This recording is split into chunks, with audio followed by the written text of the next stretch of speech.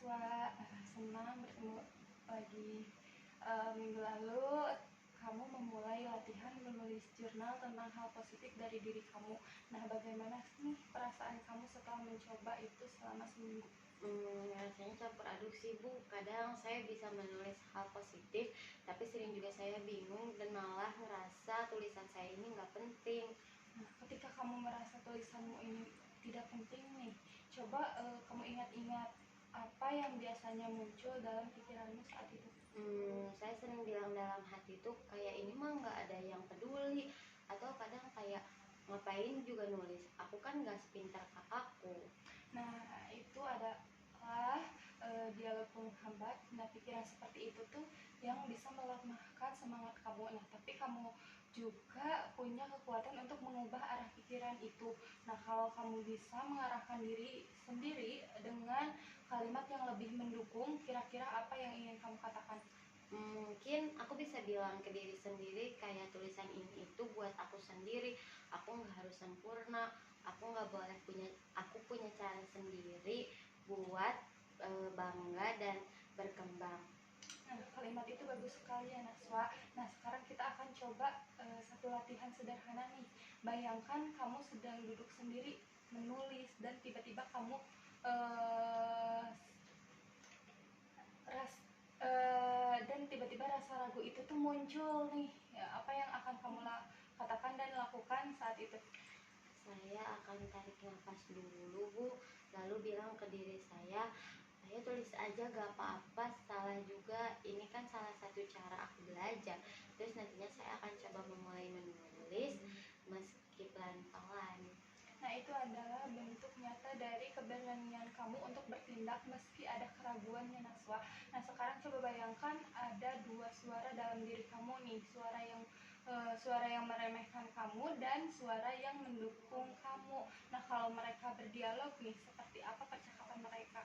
Mungkin yang meremehkanku akan bilang tulisanmu nggak akan ada apa-apanya dan gak sebagus kakakmu, tapi yang mendukung akan bilang aku gak harus jadi kakakku, aku cukup jadi diriku sendiri dan menulis adalah cara mengekspresikan diriku. Nah, luar biasa ya Naswa, kamu sedang membangun percakapan baru yang lebih sehat dan dalam pikiran kamu. Nah, makin lama, makin dilatih, nah makin kuat juga suara positif itu ya Naswa. Iya Ibu. Uh, Halo Naswa, senang bertemu lagi ya.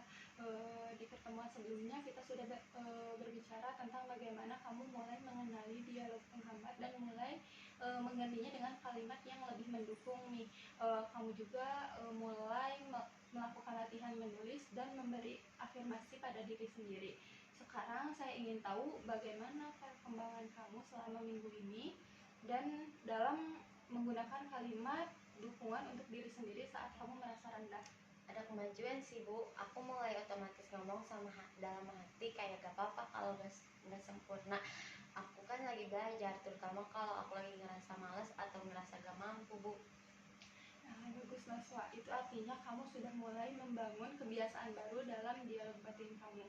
Nah, sekarang kita masuk ke tahap selanjutnya.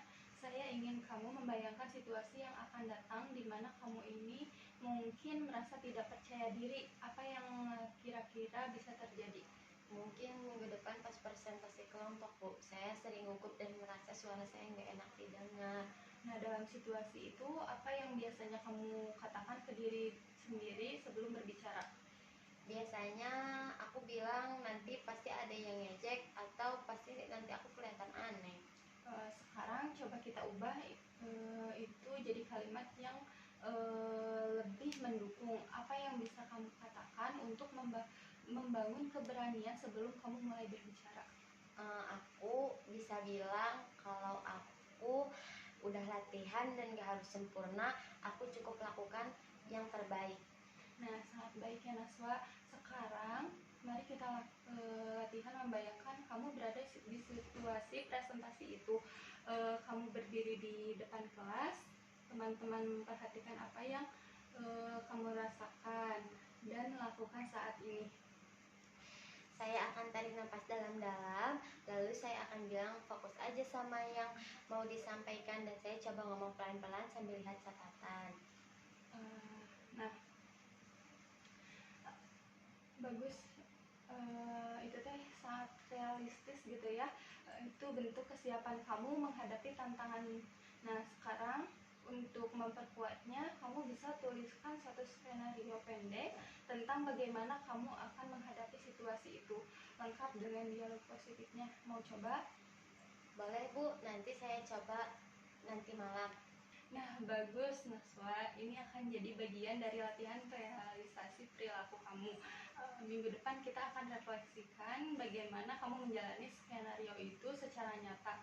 Jadi catat setiap kejadian yang berkaitan dan apa yang kamu lakukan atau pikirkan.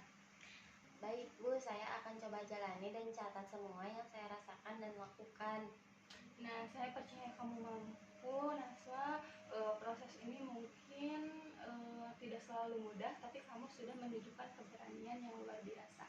Terima kasih Bu, saya juga mulai percaya sedikit demi sedikit bahwa saya bisa berubah. Oke, mungkin sesi kali ini cukup sekian ya Naswa.